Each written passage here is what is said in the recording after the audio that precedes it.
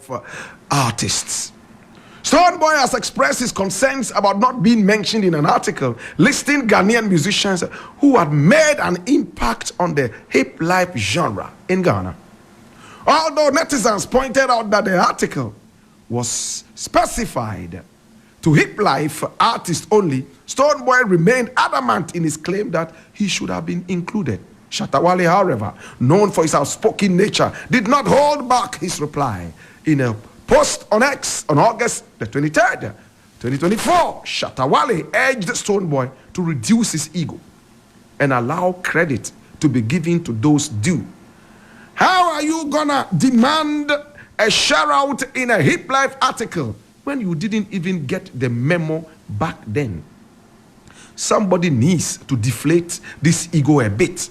Let's give credit where it's actually due. Stonebwoy, we need less big head and more facts. Hallelujah. Hallelujah.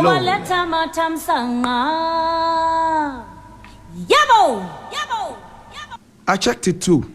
I checked it out. Stonebwoy wrote on X that whoever wrote that article was very ignorant of the ongoings in the East industry in Ghana. Seen? And what did the article say? It credited people like Root Eye. Seen? And said, hey, Root Eye, he was one of the pioneers of dancehall right here in Ghana. And they mentioned Samini. And then they mentioned Shatta Wale, and then they branched into hip life and also talked about Reggie Rockstone. And even with that, they said there was rap in Ghana and mentioned Ambule for his 1970s rap, Simiwa.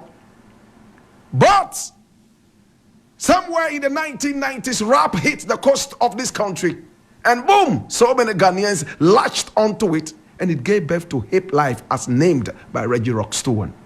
My brother, my sister, I saw that article as a refreshing article. Yes, if there's anything we have to do, we need to also be able to correct a few things. That is, to be able to keep the history straight. Is that correct? But let me look at this. If you are talking about hip life in Ghana, Reggie Rockstone's name will come number one. And I'm glad it mentioned it. Right? Now, when you talk about hip life in Ghana, Lord Kenya, or Bravo, and the others helped to revolutionize it, right? But the grandfather or the godfather of hip life, we all say is Reggie Rockstone. Even though a few years back, some people refuted it, even the naming of the thing and so on and so forth. But the man stood firm and was able to hold on to his legacy. Maybe that is what Stonebwoy is doing. But let's see if Stonebwoy deserves to be mentioned in the beginnings of dancehall and also hip life. I have never seen Stonebwoy as a hip life artist. I don't know if he even has hip life songs. Because in the days of hip life, Stonebwoy was still young and teething and did not actually hold on to the microphone of hip life. In fact, Stonebwoy, as I knew him, some of the earliest songs that he ever recorded were reggae and dancehall. I don't think that Stonebwoy is asking to be named in the book of hip life. That's not what I think. Now let us look at dancehall. Now they looked at the pioneers of dancehall in Ghana. And you know who they mentioned?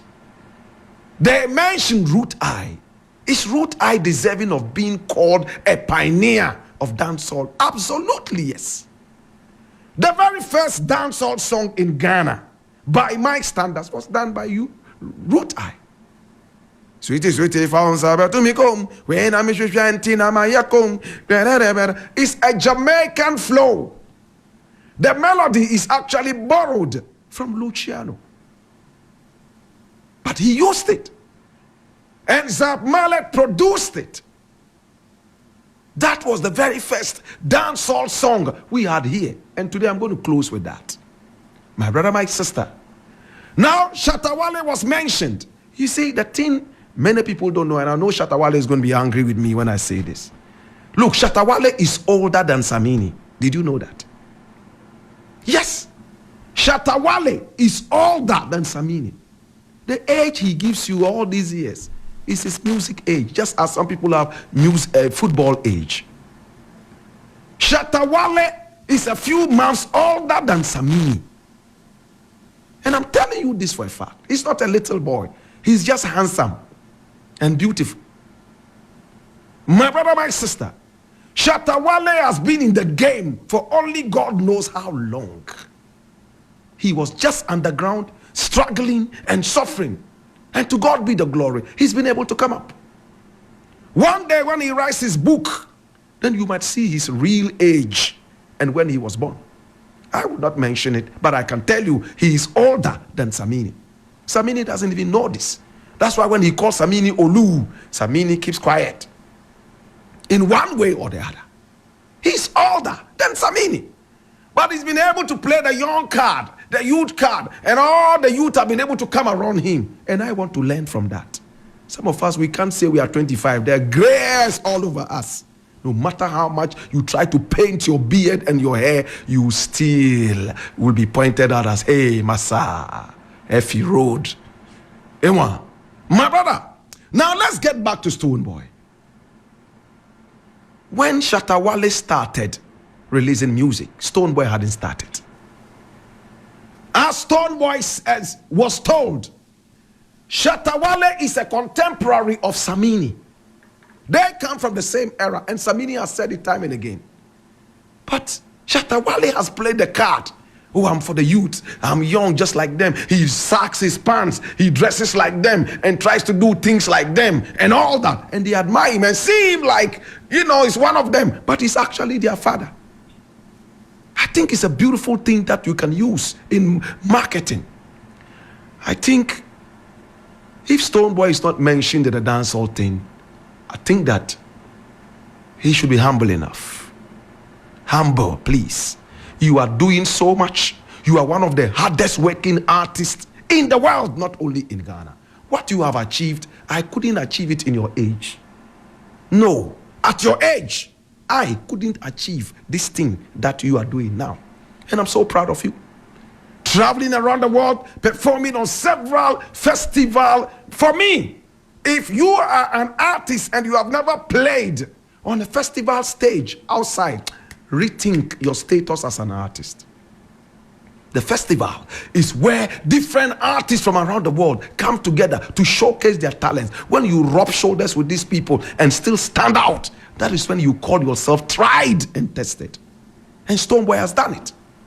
How many Ghanaian artists have done that? But don't be in a hurry to be mentioned amongst legends when you still have many more years to go. Because in Ghana, when you are called a legend, it means they are ready to bury you. Are you aware? Once the youth start calling you legend, oh legend, it's synonymous with all man, all G, all G. There's nothing like living legend in Ghana. It means all G, you are off the road. Don't be in a hurry to be added into the book of legends. Continue working hard. Look, the accolades will chase you.